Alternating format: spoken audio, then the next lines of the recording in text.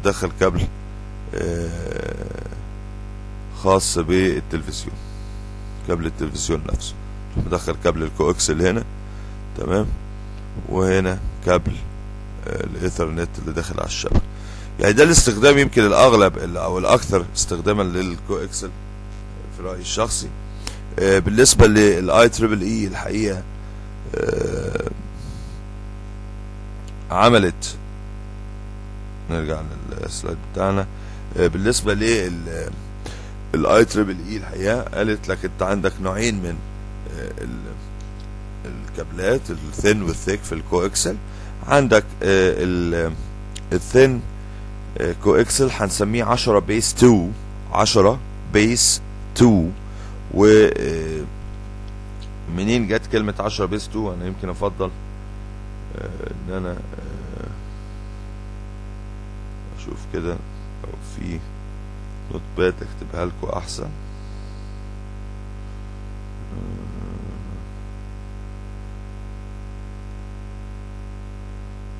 يعني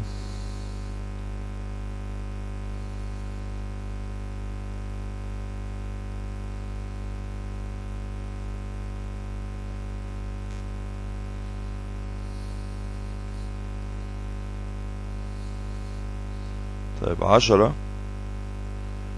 بيس 2، 10 بيس 2 يعني ايه؟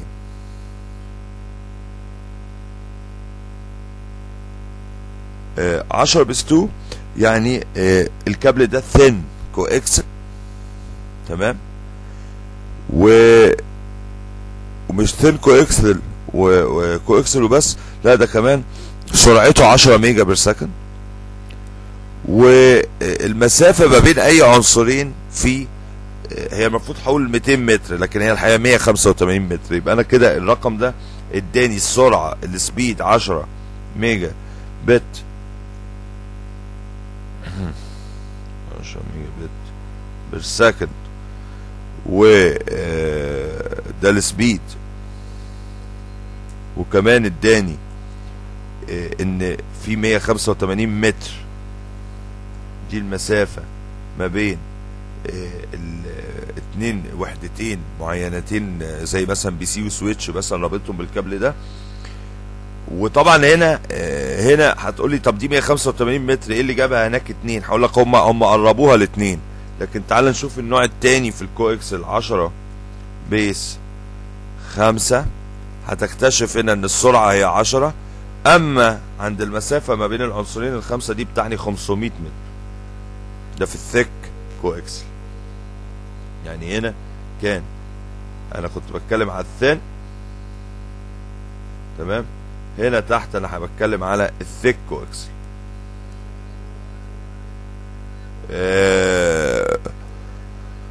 طبعا انتوا عارفين في التويستد بير برضه في ليميتيشن بتاع الميترز دوت، يعني انت مثلا في 100 متر ما ينفعش تزيد عنهم، والا بتضطر تحتاج حاجه تزود او تقوي الشحنه او تقوي البيانات ديت، بنسميها ريبيتر لو تفتكر. هنتكلم طبعا على النتورك ديفايسز ان شاء الله في الفيديو اللي جاي. طيب نيجي بالنسبه للتويستد بير، هنلاقي الاي تريبل اي قالت لك انت عندك في حاجه اسمها ال10 بيس تي، تي بتتكتب كابيتال، وفي عندك 100 بيس تي. يعني قالت لك انت الكابلات بتاعتك بتمشي بسرعة في التويستد بير، بتشتغل بسرعة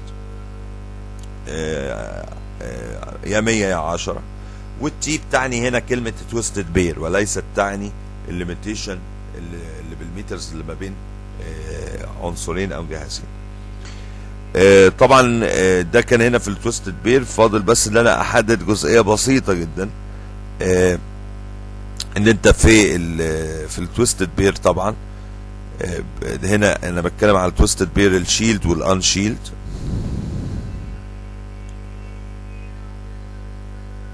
وكمان عايز اكد هنا على حاجة تانية، انا في التويستد بير استخدمت الار جي 45، ودايما بنقول الار جي ال 45 ده الكابل البلاستيك الصغير دوت اللي بيبقى في اخر كابل النتورك عندك، واللي بيبقى داخل في كارتة النتورك، ده بنسميه ار جي 45. بتاع التليفون بنسميه ار جي 11. احب اقول ان البي ان سي كونكتور اللي عندي فوق في التويستد بير له اسم برضو، هديهولكوا برضو عشان ايه يبقى واضح بالنسبة لكم. هو ار جي 58.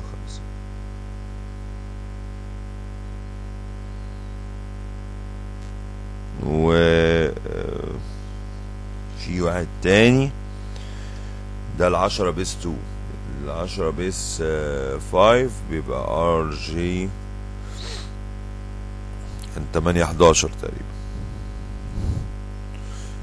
وطبعا بتاع التليفون بتاع التلفزيون تقريبا كان حاجه و40 ار جي، حاجه له رقم حاجه و40 كده، انما بتاع النتورك بيبقى 58 و811. نرجع لتويستد بير اللي هو بتاعنا عشان ما نبقاش ملخومين. مفيش احسن من تويستد بير شغال على الار جي 45 والتليفون ار جي 11. متشكرين منك، عارفين كل حاجه كده. تيجي دلوقتي نتكلم على النوع الثالث من الكابلات الفايبر اوبتيك. كابلات الفايبر اوبتيك كابلات الالياف الضوئيه، كابلات الحقيقه طول الكابل فيها ممكن يوصل ما بين وحدتين، يوصل او ما بين 2 يونتس لغايه ما يتلحم بيوصل لحوالي 80 كيلو متر. السرعات فيه يعني من 40 جيجا وطالع، مش هنقول اب تو فور 40 جيجا، لا ده الكلام ده كان زمان، دلوقتي بقت من 40 جيجا وطالع بير سكند. الفايبر اوبتيك الحقيقه بيستخدم في نقل الباند ويدز بتاعت الانترنت سيرفيس بروفايدرز، بيستخدم في ربط الدنيا كلها. شفنا كابلاتهم قبل كده كنا شفناها. انا ممكن لو عملت سيرش على النت انا هعتبر نفسي ان انا اللي بيسمعني ما شافش افلام تانية لينا على عرب هاردوير، علشان بس الامور ما تتخلطش. بس انا كنت عارضها قبل كده في احد الفيديوهات. ممكن تعمل بقى سيرش على النت هتلاقي فيديو كامل على هتلاقي صوره كامله بتشرح لك قد ايه الفايبر اوبتكس منتشره على مستوى الدول وبتربط الشبكات ببعض.